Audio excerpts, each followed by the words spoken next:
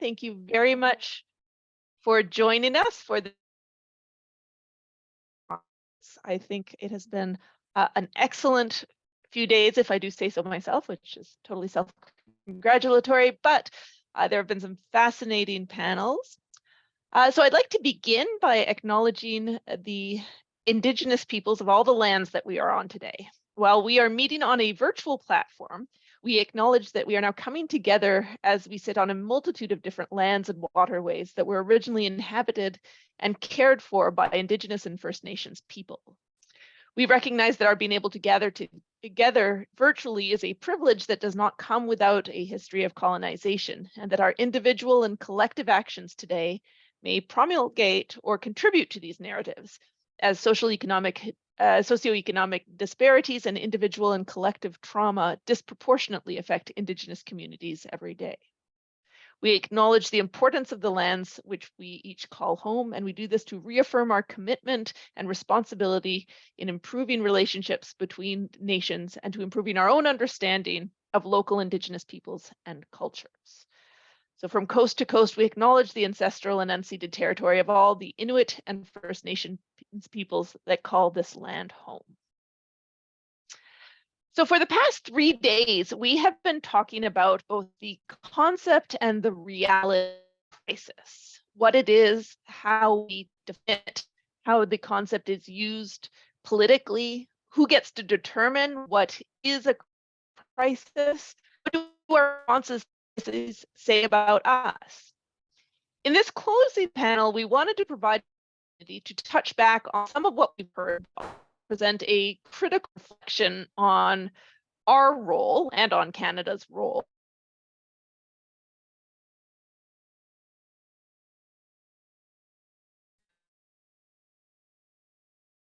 Simply formative, or are we genuinely open to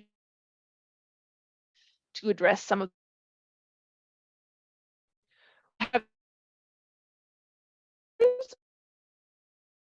to present a short introduction or introductory remarks, and then we're going to open it up to a discussion between the speakers, but also with you as well. So I really encourage you to bring forward questions because this is being run as a webinar. You will not be able to ask your questions orally, but you can submit them in the chat and I will forward them on to our speakers. I will introduce our speakers one at a time.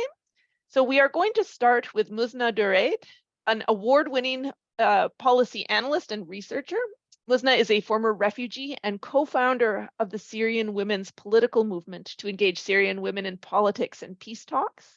Here in Canada, she is a co-founder of the Refugee Advisor Network Canada and works as a senior program development officer at the White Helmets. She is also the co-recipient, for those of us who are academics, she is also the co-recipient of Canada's first ever research award on women, peace, and security. And so I would invite her to take the stage. Thank you, Anne, for your welcoming words. I'm joining you today from Montreal, unceded land of Keynotes First Nation.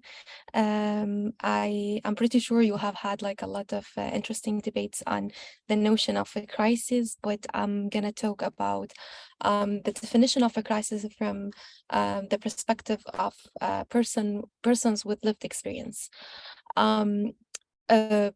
First, it's just like when we talk about the notion of crisis, it's I think it's like it's a chicken eggs dilemma where it's like we have we can't like know, it's like who's decide what's the crisis, society or states. So the notion of crisis has largely been misused when it comes to forced displacement by referring the problem to humans, marginalized groups, minorities in the global south. Unfortunately, societies in the global north blaming victims, survivors, such as refugees, as they are the crisis themselves, rather than blaming the political agenda, the lack of meaningful response and political will, as well as perpetrators who caused this displacement. We have seen also unequal treatment among refugees, and let's name it as a explicit racism. When the debate is about welcoming refugees from Ukraine and other nationalities from Global South, sadly, all of the sudden, all what was impossible in our international refugee system became possible because the victims have different race, different power dynamics, and different positions. The dilemma also is when we label refugees as a security threat or blaming them for the economic inflation rather than considering them as a talented people and a solution for so many problems in Western societies, such as like labor shortage, aging population, etc. Often the process of policy design and also when we crafting our policies response, whether like at the government or also as like civil society as well, we ignore the role of people with lived experience in designing the policies and shaping response.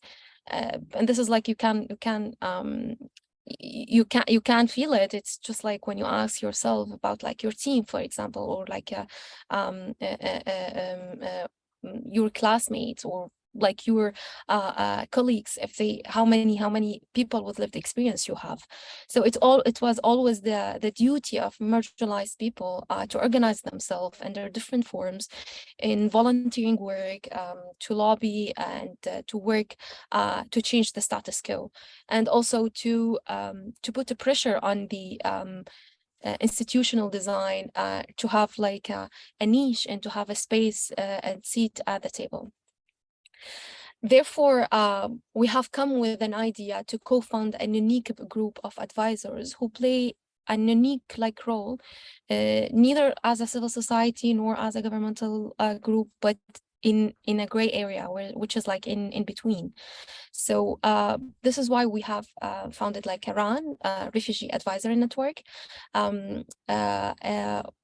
which is like RAN. It's not part of the government, but RAN's members join the government as a full delegates within the Canadian delegation to support and to advise the government in its like meetings and conferences.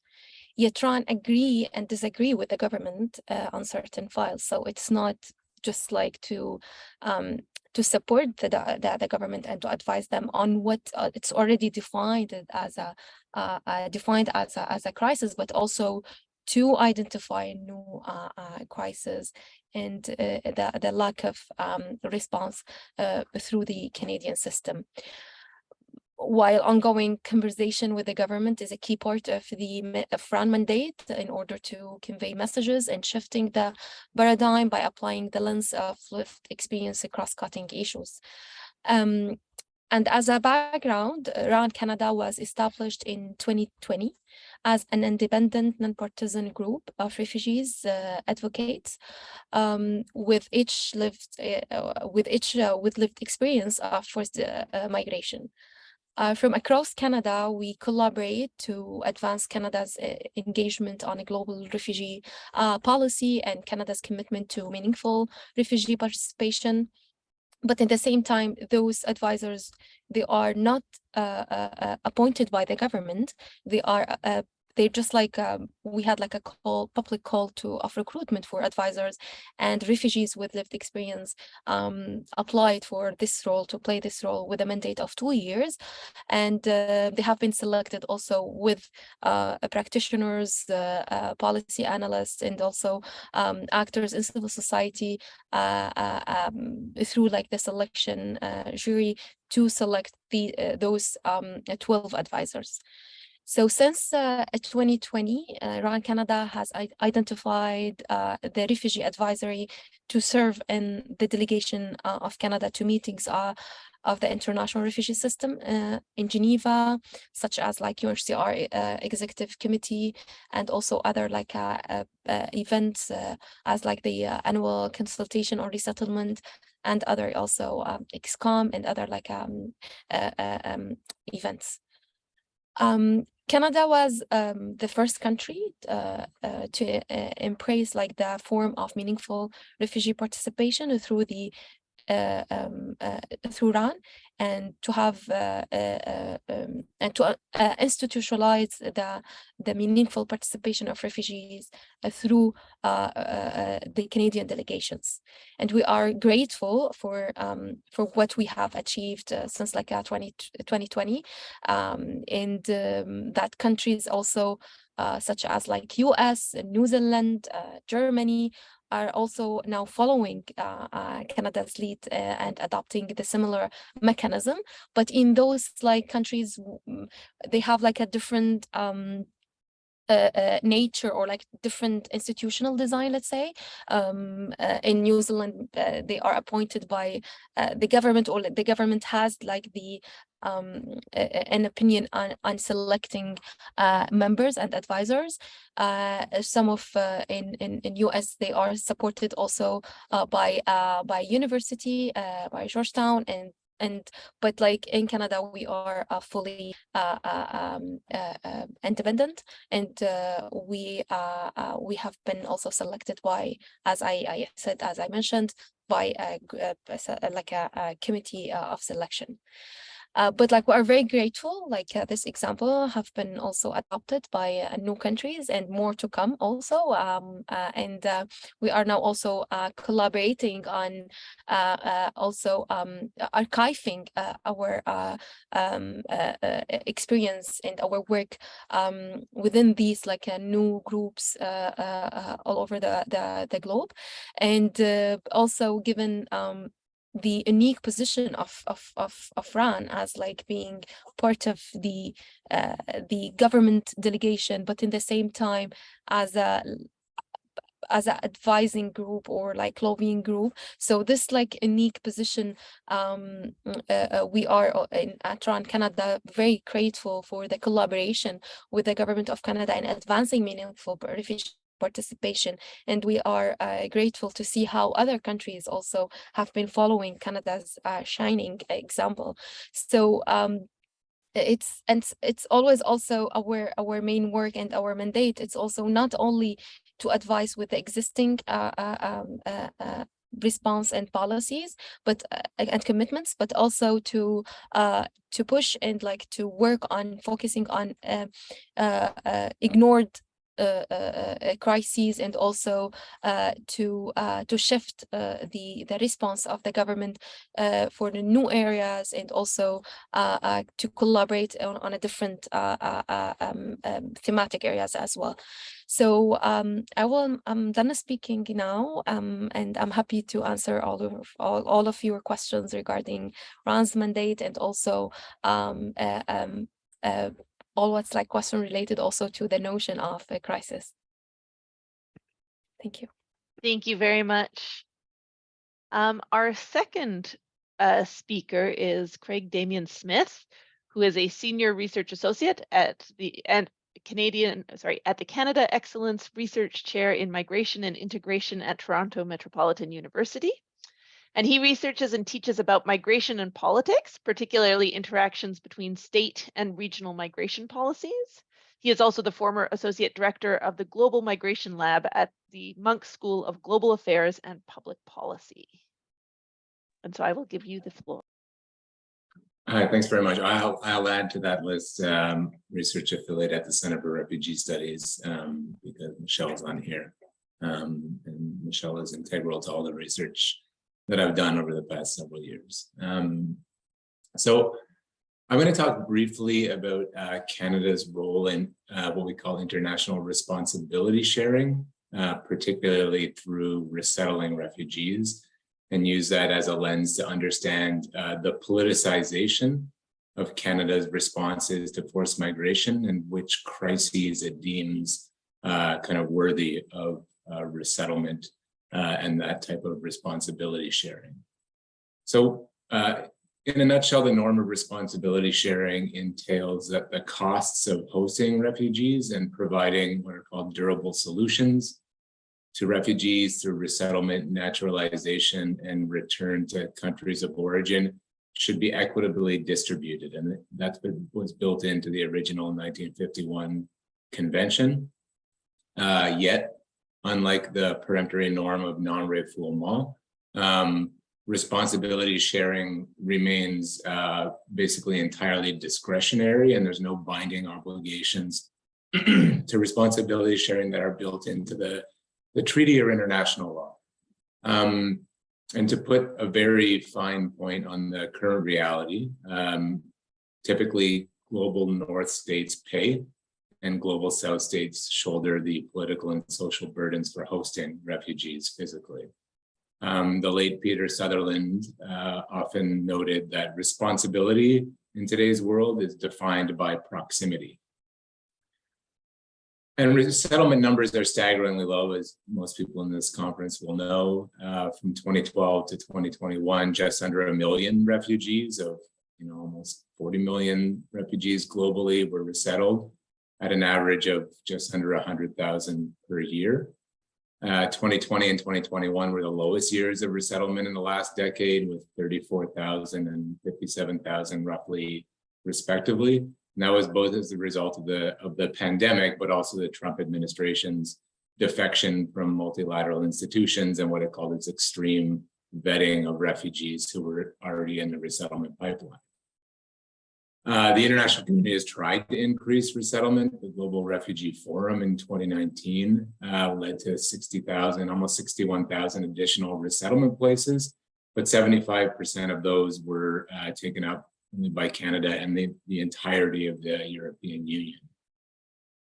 And while Canada plays a very key role in responsibility sharing, and indeed often stakes its international reputation on its resettlement, it is highly selective of which crises it responds to through access to mobility, and on the other hand, which it responds to by trying to keep people where they are. As I brought up the example for Ukrainians, so Canada, along with the EU and the US, committed to priority processing of Ukrainian travel authorization, offered immediate permanent residence, waived all visa fees, offered support for flight costs, and gave them additional resettlement services akin to what resettled refugees are offered. On the other hand, Canada all but ignores resettlement from several key regions in the world experiencing displacement crises. And if we do some analysis on that, that's particularly the case in regions where it has long histories of containment agendas to keep asylum seekers at bay who might end up making it to Canada, and often frames these as what the international community calls root causes solutions to asylum migration. So instead of offering them mobility, it pays more to try to keep them where they are. And one key example of this is the fact that over 550,000 people are displaced from the north of Central America, El Salvador, Honduras, and Guatemala within Central America. And that's a crisis that's been accelerating. So 400,000 of those 550 were displaced over the last decade. Most are in Belize, Costa Rica, and Panama. And these are the world's most urbanized refugee population at 95%, which makes traditional humanitarian aid, this kind of root causes approach, quite challenging. And an additional 500,000 people from the region are displaced further abroad, mostly in Mexico, the US, and Canada. Canada completely ignores resettlement from the north of Central America. So of the 155,000 refugees that were settled to Canada from 2015 to 2020, only 160, or 0.1%, were from that region. And this is despite the fact that there's a regional application of the Global Compact on Refugees, known by the Spanish acronym MERPS, that includes this novel and very manageable resettlement mechanism called the Protection Transfer Arrangement, or the PTA. And the PTA is specifically designed for resettlement for people requiring urgent resettlement, so people who are in danger or highly vulnerable. The UNHCR recommended 785 people in 2016, which was the first year of the PTA. And of those, 150 were resettled to the US. That's it. Since then, UNHCR added another 3,100 people, or identified 3,100 people who urgently needed resettlement from the region. Canada accepted 11 people in 2017, 0 in 2018, 0 in 2019, and basically ended its engagement with the PTA in 2020. And it also ignored appeals from UNHCR in Mexico to resettle vulnerable refugees, particularly LGBTQ+ asylum seekers. And this, I think it's important to note, is despite the fact that Canada is this champion in the compact of the Global Refugee Sponsorship Initiative, which tries to seed community sponsorship with the goal of creating additional global resettlement spots. So kind of speaking out of two sides of its mouth when it comes to refugees from its own hemisphere. And if we look a little bit further south, the exodus from Venezuela matches the scale of the displacement from the Syrian refugee crisis. 6.8 million people have left the country.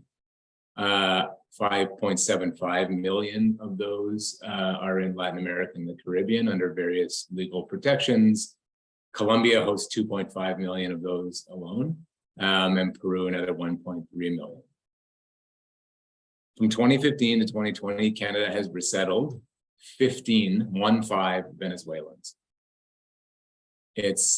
Instead, it's a champion of these international responses that are based entirely on financial support to host states. Yet the global response, the financial response to the Venezuelan crisis is the world's most underfunded displacement crisis. And what we see as a result is this increasing number of Venezuelans who are traveling north through Latin America and Central America and Mexico to try to claim asylum in the US. And the number of asylum seekers from the region to Canada has climbed steadily over the last 5 years and is now the top region of origin for asylum seekers in Canada. And I think that the case can be made that this outflow is at least in part a symptom of the absence of permanent solutions in the region and the complete absence of resettlement as a durable solution. As many people will know, here in November, the Biden administration announced a special initiative to resettle 24,000 Venezuelans. But that's predicated on regulations that will likely privilege the least vulnerable or the most privileged, because it requires a valid passport, arrival by air, full COVID vaccination, and sponsorship by US citizens. More perversely, it's combined with yet another zero tolerance measure at the border. So the Biden administration will now push back all Venezuelan asylum seekers to Mexico, or return any asylum seekers across the border irregularly. And it does so under this benignly labeled Title 42, which is ostensibly a public health measure, forcing Mexico to shoulder the burden. Canada is entirely quiet on this plan.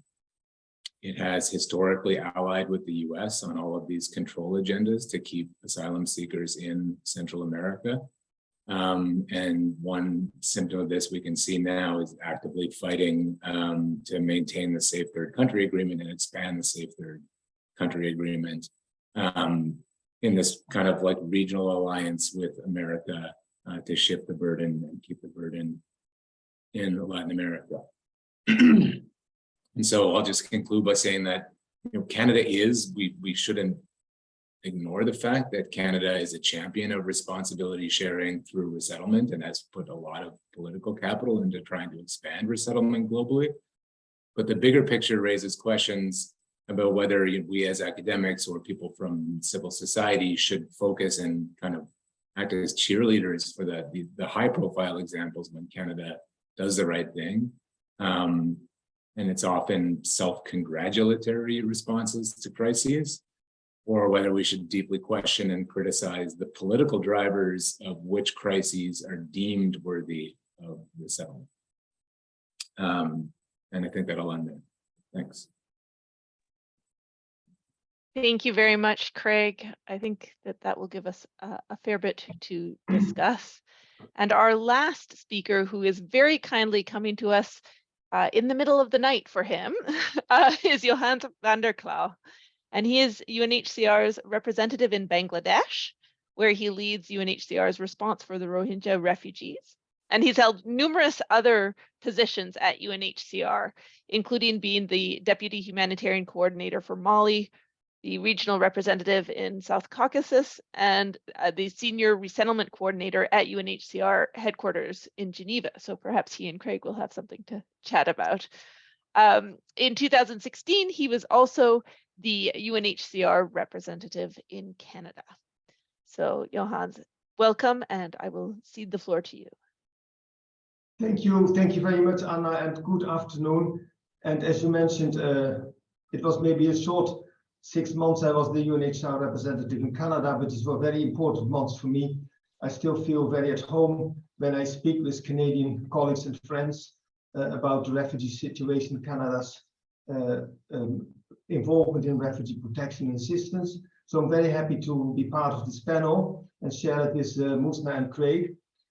It is 1 o'clock in the morning here. That's not so much a problem, but if it had been during the day, I would have spoken out of the camps in Cox's Bazar, which is the big Rohingya refugee settlement here in Bangladesh of 1 million people, the largest cluster of camps globally speaking.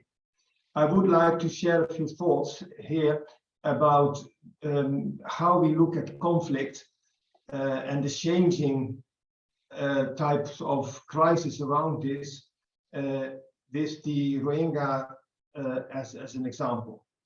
As we all know, the Rohingya originate from Myanmar, Burma, Rakhine State, where they feel they belong and where they are for the neighboring region also situated, but their own country, Myanmar, doesn't accept them, doesn't recognize them as their own citizens. And that's the big problem for the Rohingya that has led to decades of discrimination, decades of also stigmatization, racist behaviors, setting apart a group not being considered as part of society. That has also led to a lot of hate speech and in the end, as we saw in 2016-17, massive human rights violations and acts with genocidal intent, if not a genocide. And I will come back to that in a minute. But if we talk about crisis and we take the Rohingya example, it's very much linked to the conflict, which is at the source of this crisis, is linked to race, it's linked to identity, it's linked to religion, because in an essential Buddhist country, there are a Muslim minority. So unfortunately, if you deal with the Rohingya, you deal with very different, there's a multitude of aspects of conflict. The Rohingya have been stripped of their citizenship officially by law in 1982. Already before, they had a difficult life, but since then, they have been the subject of various waves of repression, persecution, and therefore also outflows, displacement, mostly to neighboring Bangladesh, but also to Malaysia. Rohingya, 1 million live in Bangladesh, in the refugee camps, 200,000 in Malaysia, 40,000 in India. So this is a population of which there are only 600,000 still left in Rakhine State. And of these 600,000, 150,000 are internally displaced. So this is the most discriminated population in the world. And I quote here the current Secretary General, who then was my boss, the High Commissioner for Refugees, Antonio Guterres. They are not only refugees, they're also stateless. So if we look at the Rohingya crisis, we see various stages. We saw in the 80s and 90s of the last century displacement of Rohingya out of Rakhine State as a result of persecution, harassment, violation of human rights to mainly Bangladesh, but also to other countries. Then in the 90s, there was a return movement to Rakhine State, and I would say in less than optimal conditions. We still talk about this return movement, whether it was really voluntary and sustainable. Well, in the end, not, because it was not sustainable, because then you saw again outflows following flaring up of conflict in Rakhine State in this century. There was a movement in 2012, and then we had the big crisis in 2016-17, when an armed Rohingya group took up arms and attacked police stations, and there was, under the civilian government of Aung San Suu Kyi, the army, which was still always behind the scenes in power, and since 1st of February 2021 back in power, the army committed what is said by many genocidal killings, crimes against humanity, gross human rights violations, to the extent that in 1 week, 700,000 Rohingya fled to Bangladesh.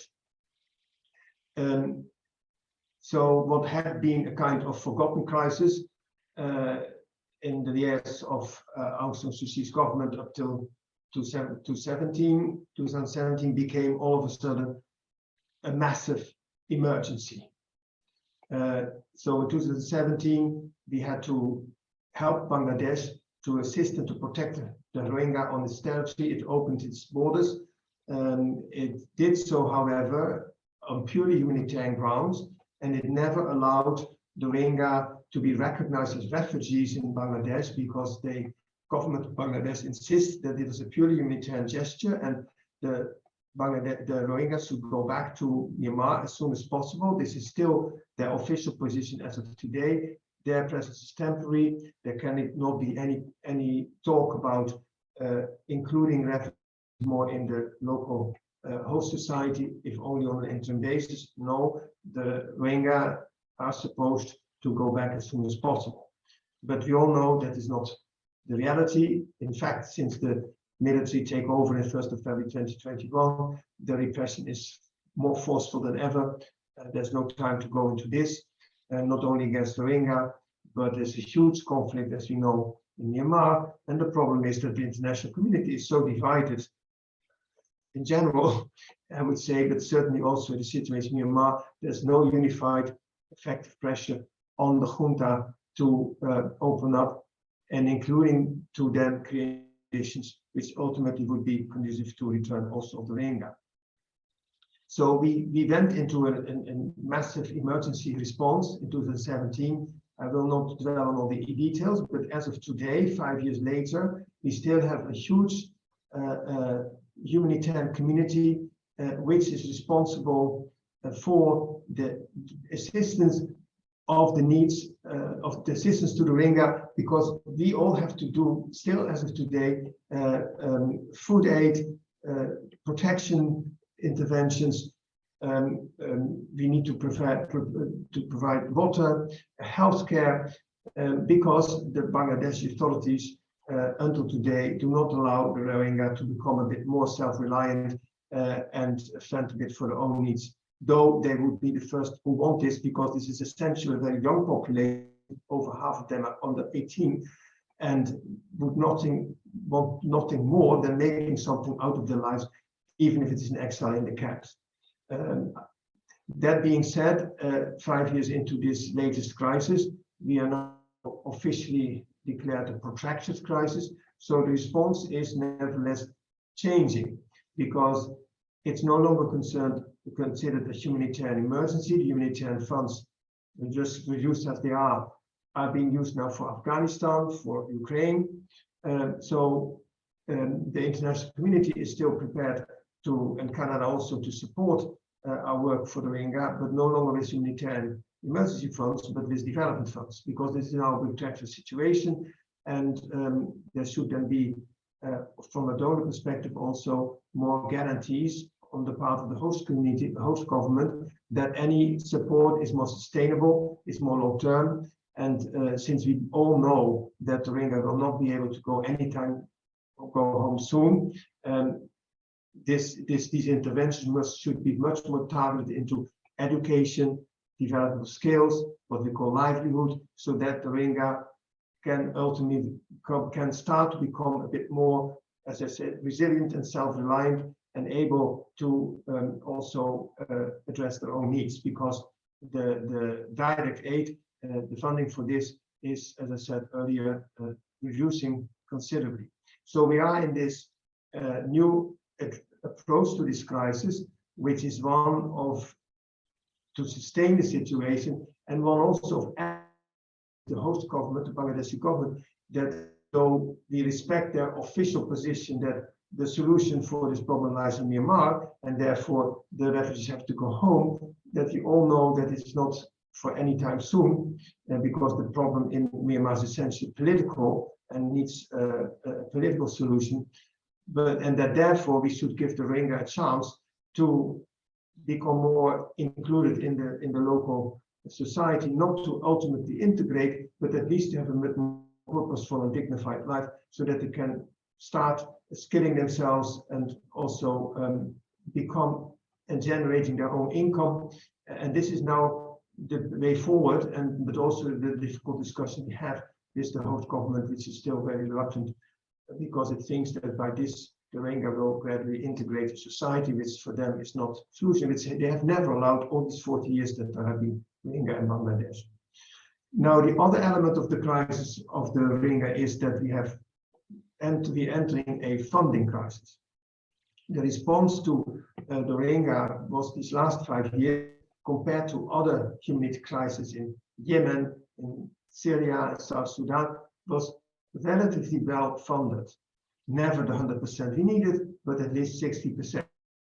But now it's very clear that humanitarian budgets are reducing. All the big UN agencies, the international NGOs, they have gotten the messages that there is 30% less funding available for next year. So we are looking what we can do to maintain the standards and the quality of the protection work and assistance with much less funding. And if the Rohingya could be allowed to have access to income generating activities, to partially address their needs by their own means, that would be a solution, but that needs to be a political decision by the government, the Bangladeshi government, and it's not yet here. But that is one of the main challenges for us. So how do we deal with this looming funding crisis, which is not unique for the Rohingya situation, it's all across the board, wherever we work, because the donors are looking at Ukraine and Ukraine and Ukraine, if not Afghanistan, but the funding for other humanitarian situations is less available than it used to be.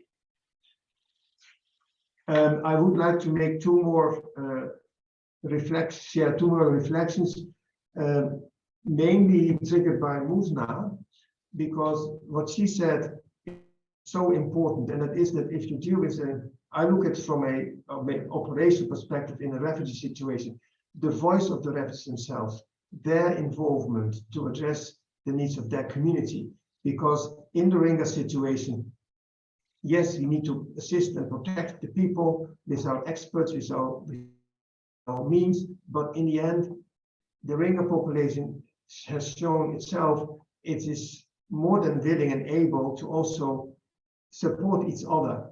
We have launched many initiatives in the camps whereby, let's say, elderly people or imams or female imams help with the cohesion in the camps, the conflict prevention, also with the host community, but also, unfortunately, this is a region where there's a lot of criminality and cross-border trafficking in everything, in drugs and people, and where you have, of course, the law enforcement agencies, but where the community itself can also help in this type of peaceful coexistence and social cohesion projects.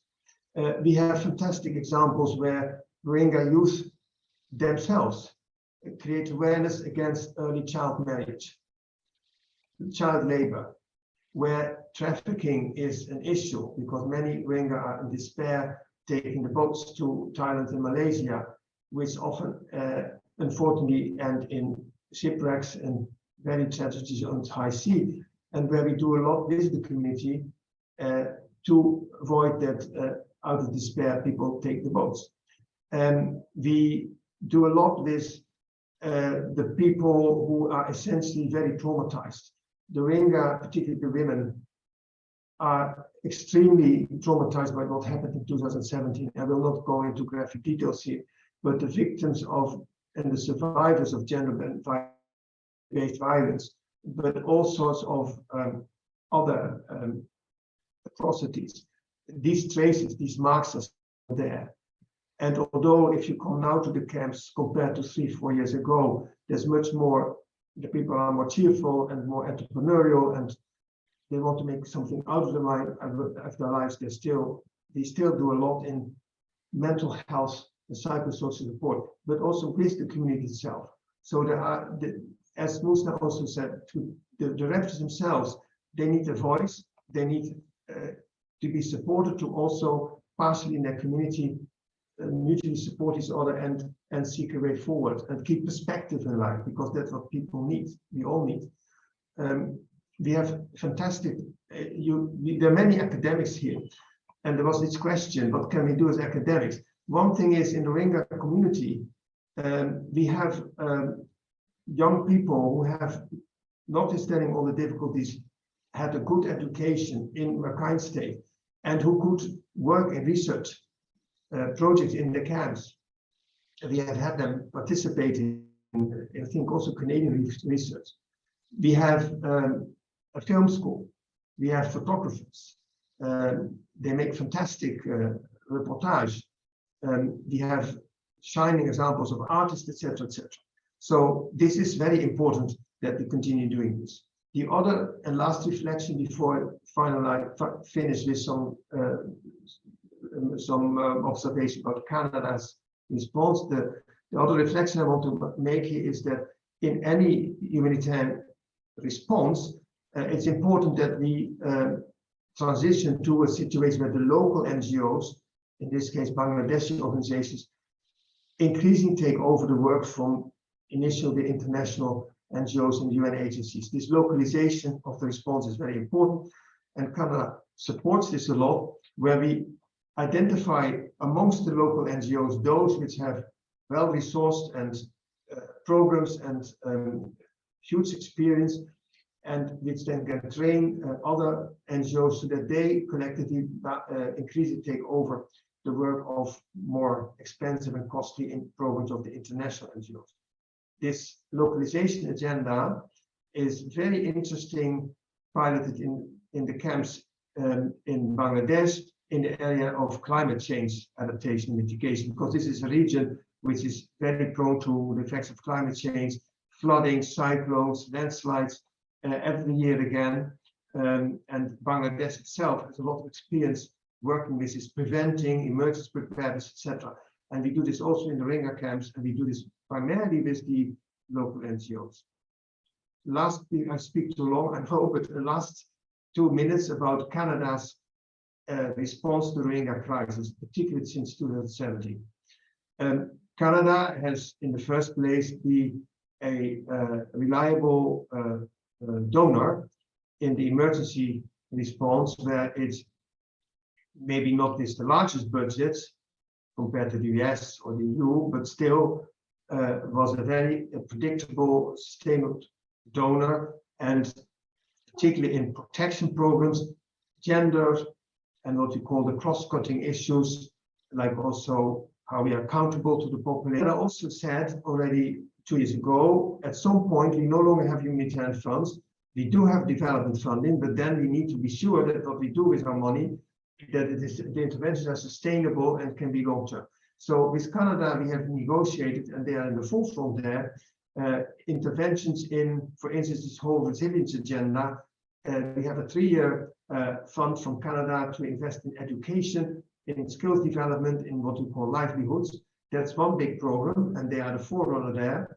And the other big program is in the energy and environment area, where Canada has committed funds for 3 years to provide cooking fuel in the households, because that has replaced the cutting of firewoods, which all the environmental and other consequences are there.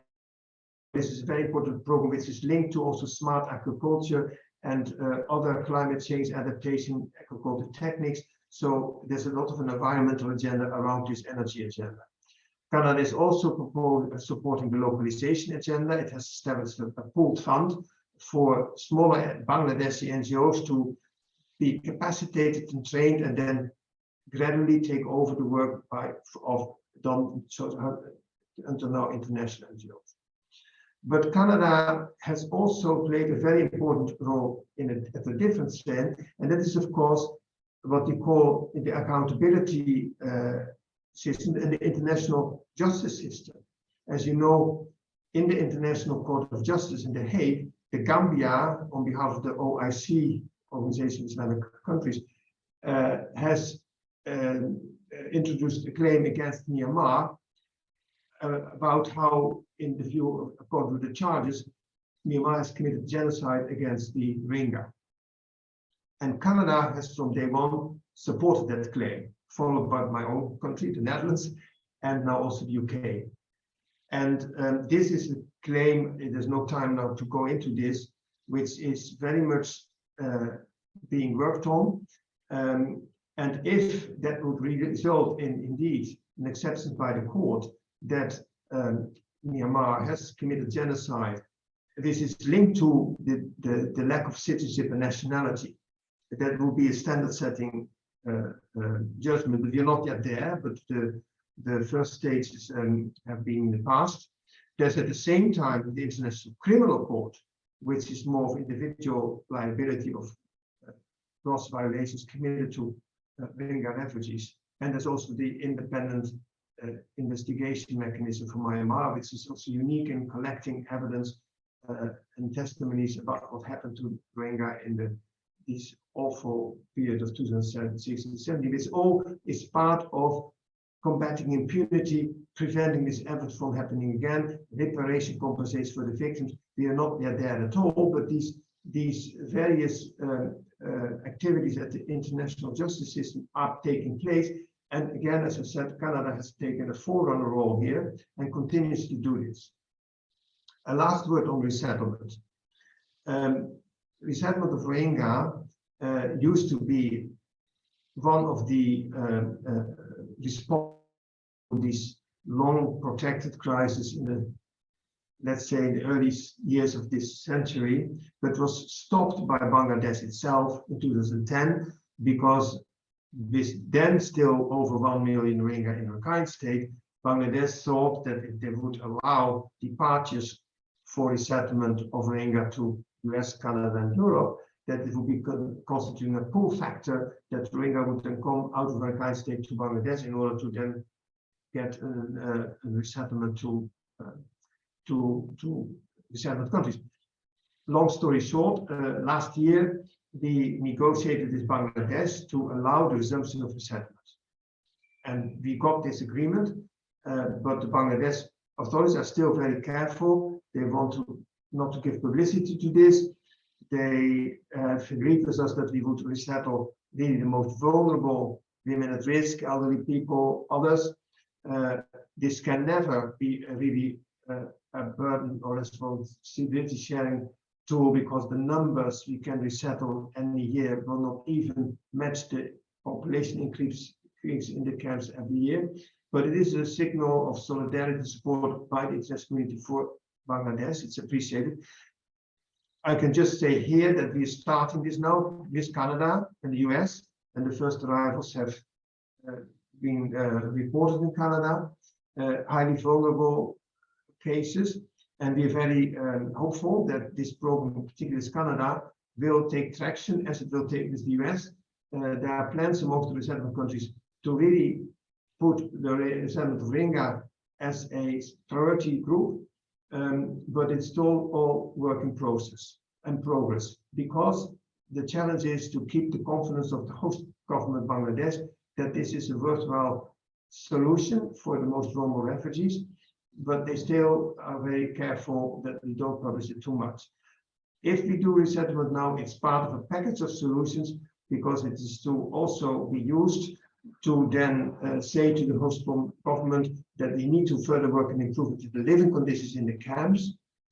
If the resettlement countries take the most vulnerable people out, then we have more resources and space to continue work and improvement in the situation in the camp, while we keep the return of Rohingya still center stage, because in the end that should be the preferred solution, even if we know it's not for any day soon, and even if we know that some have a better future, and only future by means of resettlement abroad, including Canada. Thank you very much. Thank you very much. So maybe I'll invite Muzna and or Craig first to, if you have any responses to either of the other presenters. I think we talked about, I can raise a couple of issues, I think, in terms of my own comments of common themes. I think interesting talking to hearing ideas about the idea of the agency of refugees. I think we've seen several different examples of how states react to the agencies and how Canada has reacted to it. So in Muzna's case, there's been quite a positive reaction, whereas with regard to, for instance, the Latin American migrants who take the initiative to come to North, there's been a much more negative reaction to their resilience and their the initiative that they are taking, or the agency. So I don't know if you have any comments about that, or about how the roles that refugee voices could play in these other contexts as well.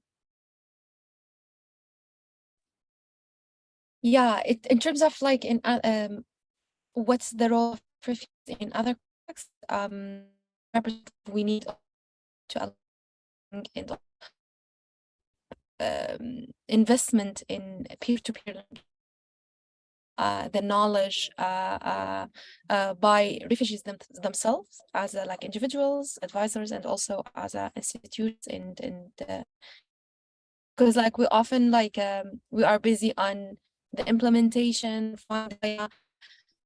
like also in response and finding solutions for the needs that we have, but we don't have time to speak to each other and to enhance also south to south learning. The lesson come from the north to the south, while like we need to also switch this to make it more space for this, and also for lived experience in different contexts as well. I often like, as a Syrian refugee, I often like I hear from refugees from different countries, they say it's like we are also white passive, because like Syria been also receiving like attention of the international refugee system, but it's at the end of the day refugees, or like the response is, it's been for Syria and other also contexts, it's been part of the political promises and like in a ad hoc, let's say, but it wasn't like linear, and it wasn't like ongoing. So and somehow also I want to also to mention the role of media, because like if we want to see also the Canada's risk was after the footage in little who passed away in attempts to crossing. This is how after this time started back in 2016, but the conflict in Syria back in governments driven by the media and so on. So it's kind of all of these actors that led to let's say sharing responsibility, as what Greg said, and to have commitments. And what we need is just like ongoing commitments. It's not only ad hoc response, and yeah, so this is what my reflections after my Greg and Ran Hassan said. Yeah, I was struck by what you said at the beginning. I mean, discourse and framing. It's people, Diana said, get on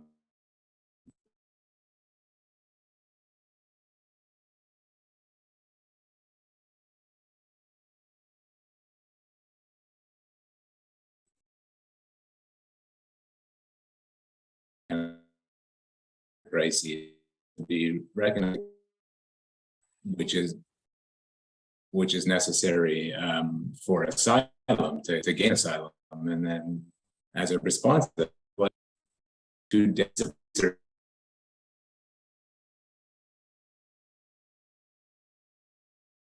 limiting access to visas, limiting access with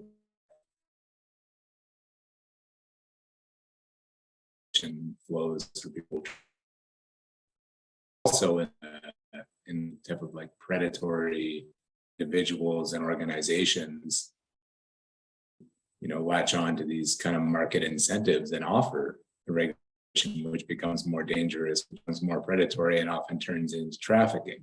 Then finally, again, including Canada, say, and the worst example right now,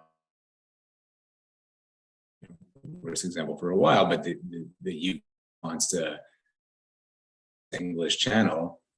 The entire response is framed around, well, this is these flows, which are like illegal, quote unquote, are the fault of criminal smuggling networks. And then the smuggling networks, which are a symptom of the crisis, the really big global crisis of the lack of mobility options, then become framed cause. And again, yes, Canada received a very large number of refugees and has done so over a number of is the same. Again, to the question of what academics can do in this space is empirical research around those series of quite complex relationships. I'm curious because the example that Johan has given us is where Canada has actually taken certain initiatives, and I wonder whether Canada is more likely to take initiatives in those instances because there isn't the quote of that onward migration in the same way, because the Rohingya are very much caught in a specific space, and resettlement is not being seen as anything other than sort of an exceptional recourse. But then the flip side is, why would Canada, technically, if we're saying that Canada is not particularly adept at, well, I guess this is an example of what you said, Craig, of Canada putting the money as opposed to, helping to fund the detention, the informal detention of migrants offshore rather than actually bringing them to Canada. But what would be the alternative, I suppose?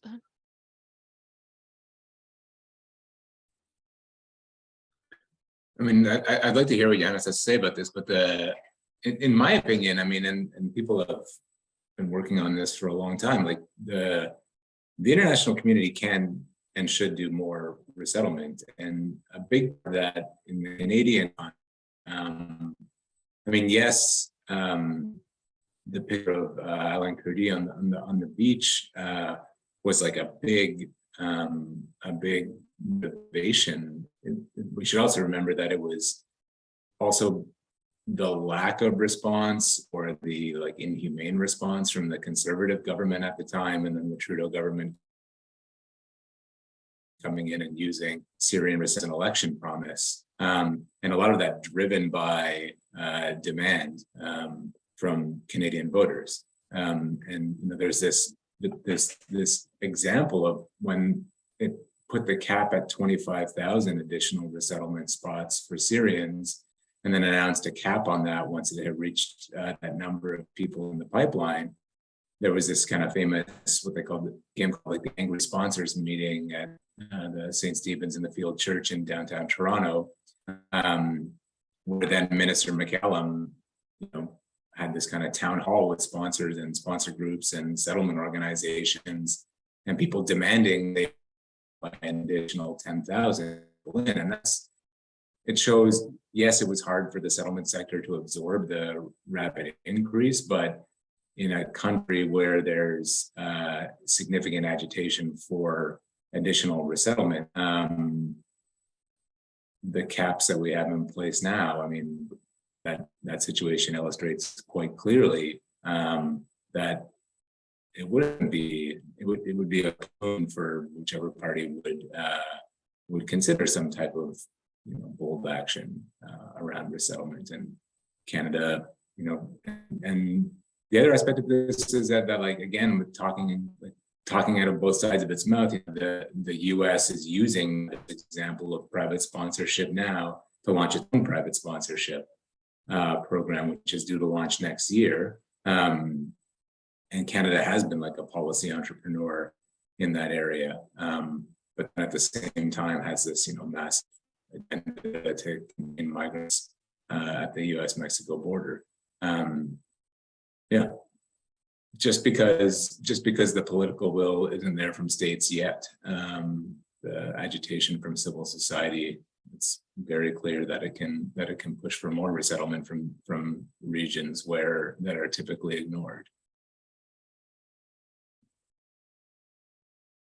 If I can just add a bit from a different angle, from our perspective, having the Rohingya Bangladesh, we not only hope for considerable numbers of resettlement, but also what we call complementary pathways, that we establish programs for Rohingya to study abroad. And in that sense, we have discussed it with Canada, with some of the universities. Again, this is relatively new, and I also would like to highlight the role of the diaspora. A number of Rohingya former refugees are very actively thinking with us together how, particularly towards Canada, but also to Australia, US, we can develop these kind of student programs. The same for work permits, so that we have not only to rely on resettlement, which is, as we all know, quite a labor-intensive procedure.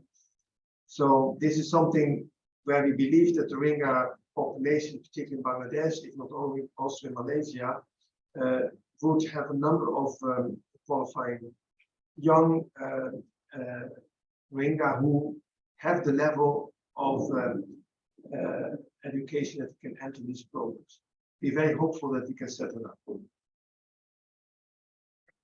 And I just want to invite our participants, if you have any questions, we have a few in the Q&A, which I will get to in a moment. Please do write them in as well, and we'll get to those in a second. Just as a follow-up to what Johan said, and a little bit what we've talked about in terms of the differential responses to the Ukrainian population. I mean, I am here at University of Waterloo, and Kitchener-Waterloo actually has a large Rohingya expatriate or diaspora population. And what's been very interesting to see is that over the summer, we brought in a group of Ukrainian students. An entire program was set up, and they've been given this opportunity to continue their education. They've been given the opportunity to remain over the summer and then now on into the term, which is great.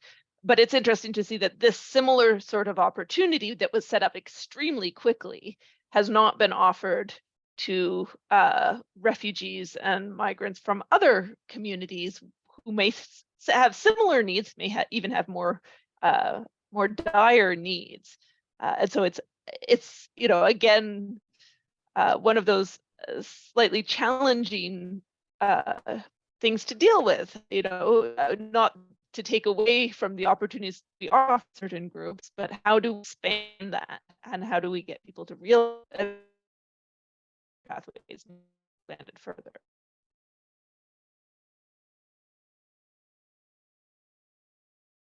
I have a question here,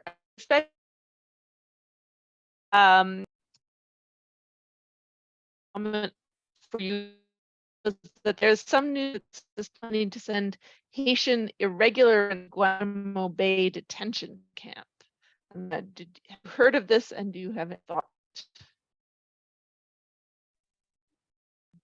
I mean, the history of Guantanamo Bay before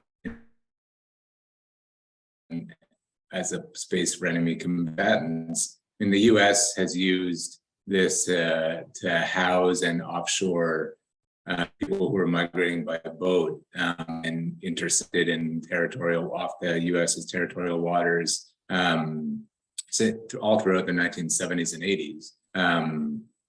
Yeah, thousands of people were detained there during that time.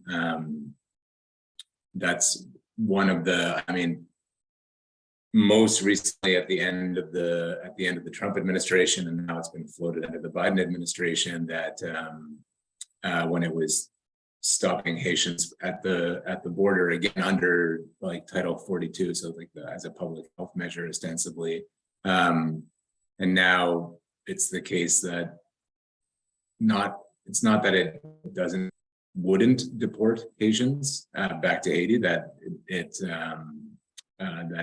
that the U.S. detains trying to come over the U.S.-Mexico border, but the like bilateral arrangements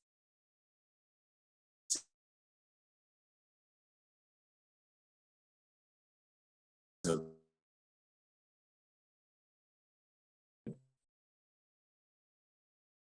just things that happened there with migrants from Haiti over the years. You know, during the Reagan administration, it walled off, or it sectioned off certain parts of the detention camp for HIV positive asylum seekers. This is again, like, you know, the incredibly homophobic and AIDS-phobic Reagan administration, and putting all those people who require more healthcare into the more squalid conditions. And this notion of using kind of like extraterritorial and extra legal enclaves to do what they call like offshore asylum processing. This is a policy that has been, you know, championed by Denmark, by the UK, by Sweden, by Switzerland, again for decades, and it's what underpins the same type of rationales of what's happening today, again with the UK trying to deport asylum seekers to fourth countries, like deporting asylum seekers to Rwanda. So, you know, yes, this is being floated again. I'm not sure the extent to which it will actually happen, but there's a long and troubling set of precedent that should make us quite concerned about it. All right, thank you very much. I have another question here. So with over 103 million forcibly displaced people in the world, when does it become recognized as a global refugee crisis that requires a radical change to current refugee protections as well? So I'm asking you to solve the world's problems here. Well, maybe I start. This is a question for the three of us, but as a representative of UNHCR, I feel a bit obliged to at least share a bit my views. I mean, I think the figures have been staggering over the last years, that we now have passed the mark of 100 million, mainly due to the Ukraine refugee crisis, but it was already the last year's 80 million over that number. At least half of these displaced are internally displaced. But then indeed, I think there are some 25 million refugees, including the Palestinian refugees. So we have a permanent crisis of, and the problem is that decades, if fluctuations in the numbers, because there have been periods, they're no longer there, where voluntary return movements really were possible in any sizable numbers. When the Chileans went back to Chile, for instance, but this is all unfortunately 20, 30 years ago. On the African continent, where we also had large numbers of refugee movement, there used to be Angolans, Mozambicans going back, but again, this is all 20 years ago. So the problem is that the conflicts increase, but the solutions of conflicts are not there. So we have more and more people displaced. So that is the crisis. It's not only the numbers, but that the fact is there's an absence of solutions. And as I said earlier, solutions are always eminently political, because displaced causes are gross violation of human rights, persecution for race, ethnicity, political opinion, etc. And these root causes have to be addressed. Take the Rohingya as an example. The essence is that they are discriminated, they are not recognized as citizens, they have no freedom of movement, they have documentation, have major problems living in Rakhine State to access their housing, land, and property. These are the real problems. If you want to solve at least this type of this refugee crisis.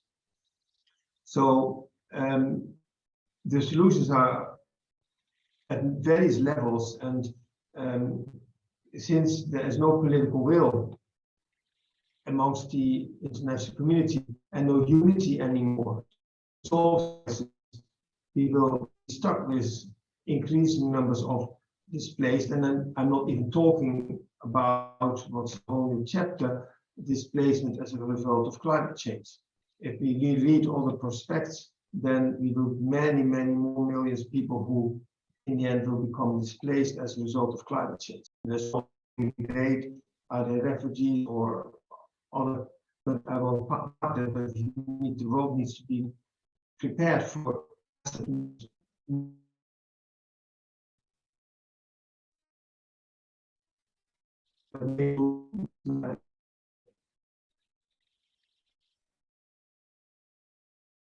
It's just like to the crisis, and also how we define the crisis itself.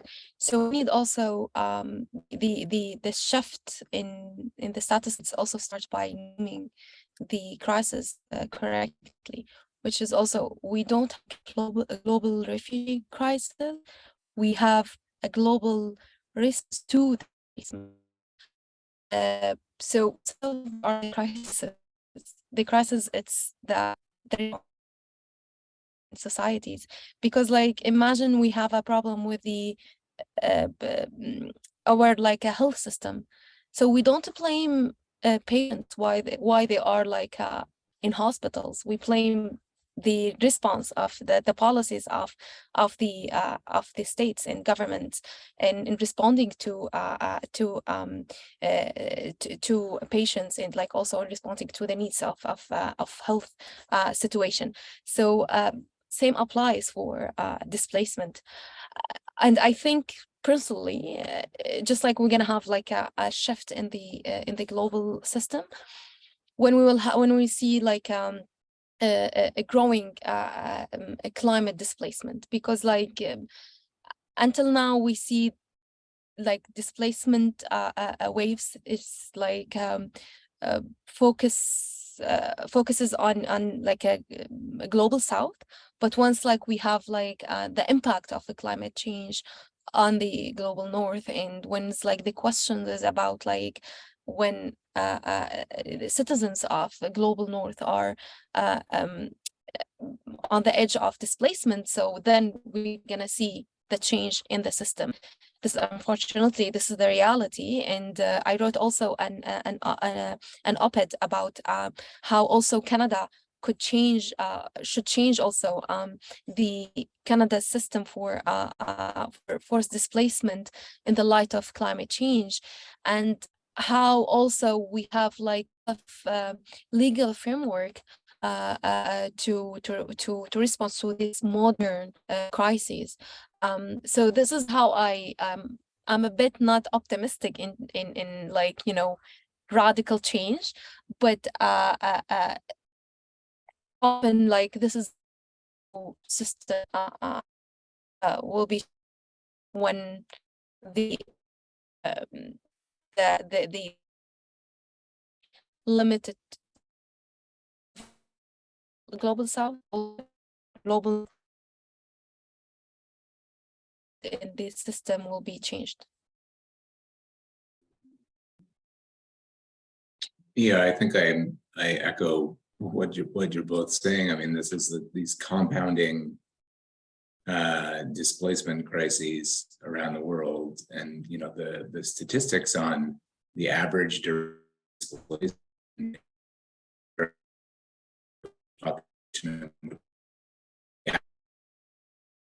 of displacement, I think now is at almost to 22 years, and that in 85%, you know, these are like statistics that we repeat over and over again for people who study and work on this stuff, but 85% of the world's refugees are hosted in the global south and stay within the immediate region of origin. More than half of refugees are hosted in countries where the GDP per capita is. And then again, as Johannes have you know, accurately described, there's a lack of political will to fundamentally to rethink what might like. Instead, you know, we had this refugees. It was adopted in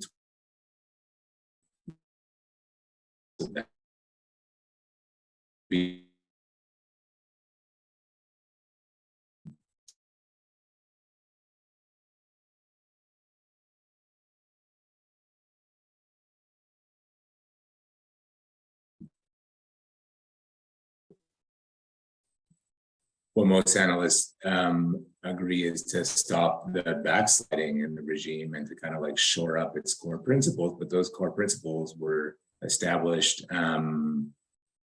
for a world that no longer exists. And the durable solutions that are understood in the regime aren't on offer. That's the basic fact. And so the Global Compact on Refugees really, like, there is, yes, the Global Refugee Sponsorship Initiative, the push for additionality and resettlement, complementary pathways through education, through work, etc. But really the crux of it is paying off host countries to try to integrate the people who are there.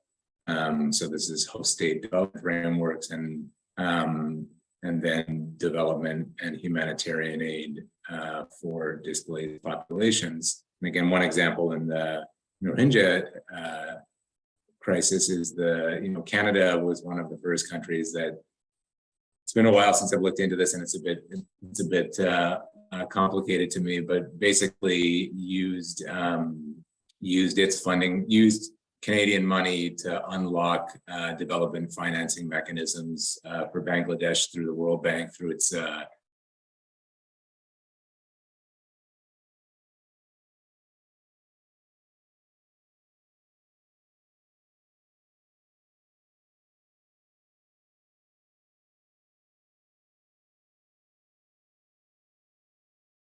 and the best thing that we can do is hope that they go home sometime.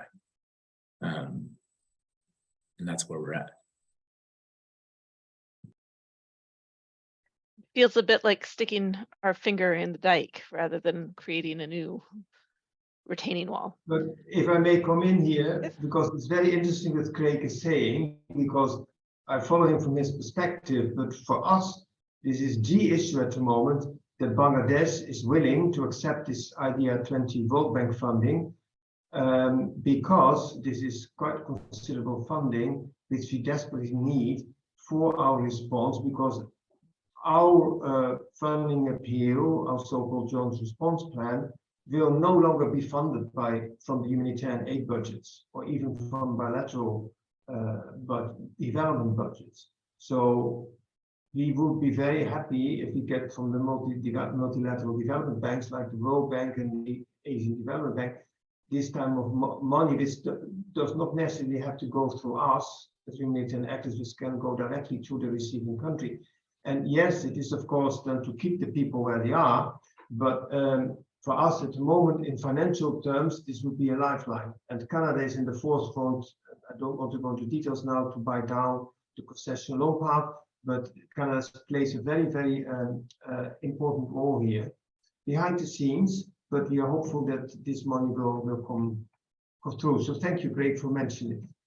Because in political terms, for our advocacy agenda at the moment, vis-à-vis the Bangladeshi government, this is one of our key priorities. Because Bangladesh refused the money the last years, because it thought by accepting such money, it was then obliged to integrate Rohingya, which is not really the case. But it is, of course, this money is indeed, I would say, conditional willingness of the receiving government to somehow include refugees, their social systems in the local economy, at least.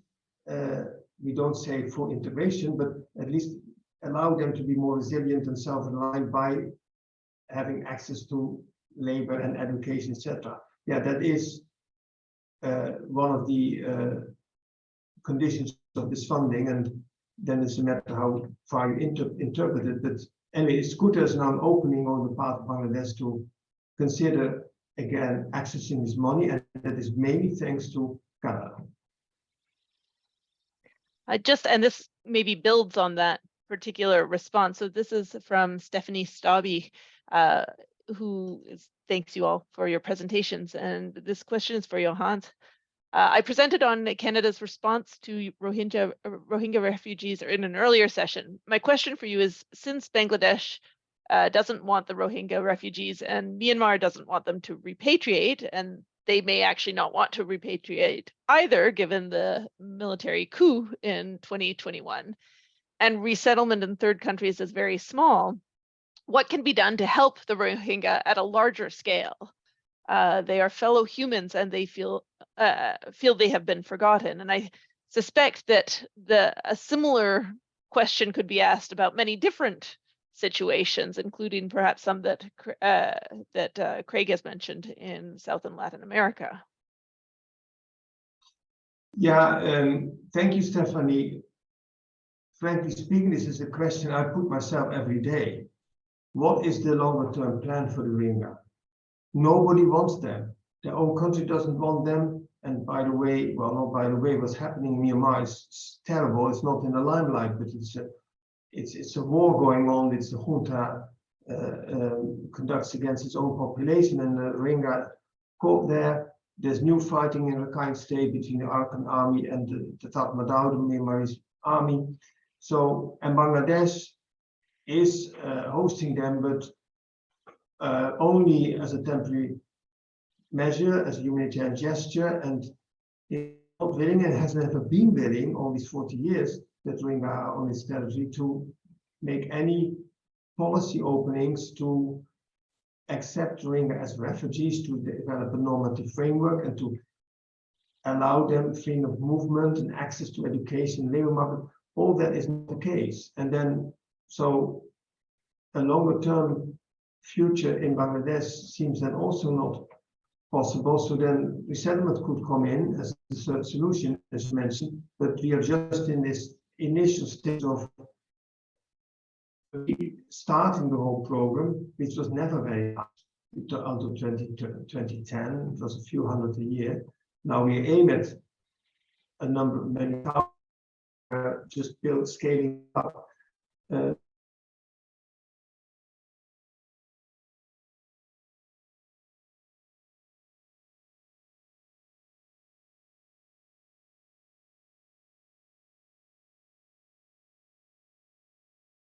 Create more and more an environment in which the Rohingya have a more dignified life, and that is happening because, for instance, this is maybe an interesting example. Normally in a refugee operation, you distribute cash and you let people, the refugees, decide how they want their aid and where to purchase, and they start getting income. That's not possible in Bangladesh officially. Everything is in-kind distribution. However, we have tens of thousands of Rohingya who work as so-called volunteers, but are being paid for their work as teachers, health workers, as social protection officers, but also those who do more, let's say, unskilled labor because there's lots of repairs. It's just people, so there's a lot of infrastructure work to do. Anyway, so this is a system which the government of Bangladesh has now even agreed on in writing as a policy with us. There's now, since this year, also an agreed framework in writing that we can invest much more in what we call skills development, capacity building. And of course, it's all under the umbrella of, or under the aegis of preparing for return. So we do now education in Myanmar curriculum so that if and when the Rohingya go back, they can smoothly integrate in the Myanmar education system. We prepare in those areas of work the skills where they can take it back in Rakhine State. But we all know this might not be for any time soon. So we also allow Rohingya more and more to use their skills and their vocational training for work in the camps. And if you go in the camps today, you see a lot of activities. You see a lot of jobs. You see a lot of social enterprises, production even. It's all informal, this economy, but compared to 3-4 years ago, it's really sea change. So on the ground, even if nothing is put in policies, nothing is put in agreed frameworks, except for one of these things, it happens. And this is how the Rohingya in this is trying to make the best out of their life. But it is indeed very sad because we need perspective in their life, we need purpose in their life. And most of the Rohingya say, we want to go back. It's there where we originate from, that's where we live. And that makes it so sad that the whole country is not willing to take them back. So ultimately, it's really the political pressure on the system in Myanmar, which would make the change. But for that, the international community should be unified, should be together, and you see, it isn't. We try with ASEAN, we try with the UN, but it's all very challenging. We have to perceive China, India, Japan, Russia, and then the European countries, the US. We are not united. We have, sorry. Sorry, and the last thing,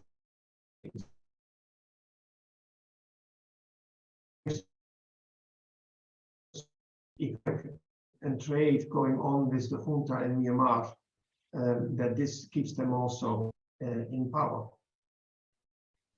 So we do have one question left, but unfortunately we are, I think, out of time.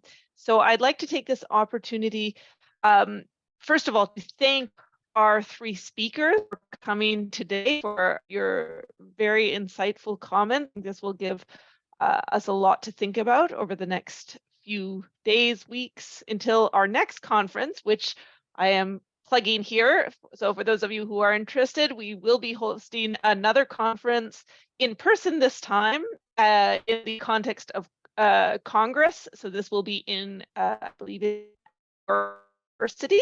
You welcome or invite all of you to join us again and to actually meet some of these people we've been talking face. And of course, I would also like, as this is the end conference, I'd like to thank both Stephanie and Michelle Millard for providing us with excellent support throughout this conference, and to all of our volunteers without whom this would not be possible. So please join me in thanking our speakers and to many more conversations. Thank you. Yes. Thanks.